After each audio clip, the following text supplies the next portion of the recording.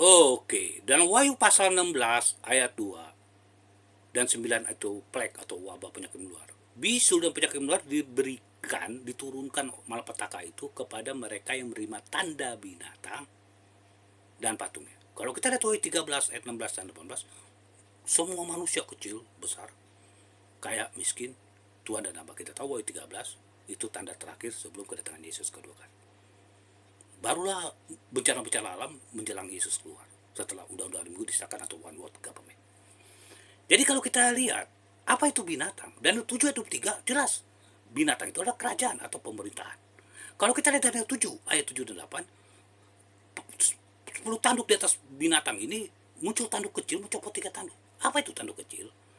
Maka kita lihat dari 8 ayat 9 dan 12, tanduk kecil sampai kuasa sampai tanah permai melakukan ibadah secara pasif, menggantikan korban sehari-hari. Berarti dia bisa mengampuni dosa. Ibadah ada suatu kuasa agama. Itu sebabnya dalam Wahyu 17 ayat 3, perempuan di atas binatang. Itu perempuan itu suatu ungkapan gereja juga, tapi perempuan ini pelacur, kita lihat gereja murtad. Maka kalau kita lihat Wahyu pasal 13, ya, kegenapan tanda bintang dan patung ini di ayat 15 diberi kuasa sehingga memberikan dia nyawa, kuasa untuk memberikan nyawa, sehingga patung itu dapat berbicara, bertindak begitu rupa. Siapa yang tidak menerima tanda binatang dan patungnya dibunuh. Jadi kita bicara dulu tentang apa itu tanda binatang. Tanda binatang, tanda kekuasaan binatang itu apa? Daniel 8 ayat 9 dan 12 bisa mengampuni dosa, menggantikan korban sehari-hari. Ibadahnya pasif, artinya merubah hukum dan waktu dalam Daniel 7 ayat 25. Nah, kita tahu ini identik kepada kepausan Roma.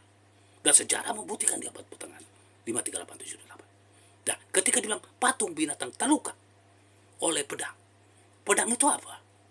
Ibrani 4 ayat 12. Seperti pedang bermata dua adalah firman. Oke. Efesus 6 ayat 17, pedang adalah firman. Jadi kita tahu 17 98. Apa ya? Roma 5 ayat 1, dibenarkan karena iman. Reformasi Protestan. Terluka.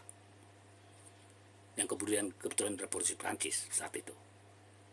Dan kita lihat bagaimana nubuatan ini menunjukkan patung. Ada, kalau kita lihat replika atau image kedirgantaraan Republik Indonesia itu dibangun di zaman Soekarno, patung Pancoran. Itu satu replikanya kedirgantaraan. Begitu Nebukadnezar bermimpi wajahnya dari patung, Daniel 2 ayat 38, dibuat patung, dibuat undang-undang. Maka patung itu punya kuasa, punya nyawa, undang-undang